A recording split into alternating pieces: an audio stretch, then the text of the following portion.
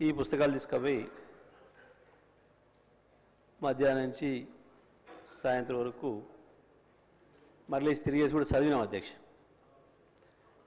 తెలుగులో కొంత ఎందుకో కొంచెం ట్రాన్స్లేషన్ మక్కి కనబడ్డది. సరే ఇంగ్లీష్లో కూడా చూద్దామని అది కూడా చూసిన అధ్యక్ష. ఈ మధ్యకాలంలో ఏఐ గురించి వెళ్ళి ఎక్కువ మాట్లాడుతున్నారు. సరే ఆ ఏఐ ఏం చేస్తుంది, ప్రపంచాన్ని మూస్తుందా తెస్తుందా తర్వాత విషయం, దాని మీద వేరు వేరు అభిప్రాయాలు ఉన్నాయి. కానీ ఇది కేవలం ఆ ఏఐ ద్వారా దాన్ని ఉపయోగించి తయారు చేసిన ప్రసంగంలాగా కనపడ్డది.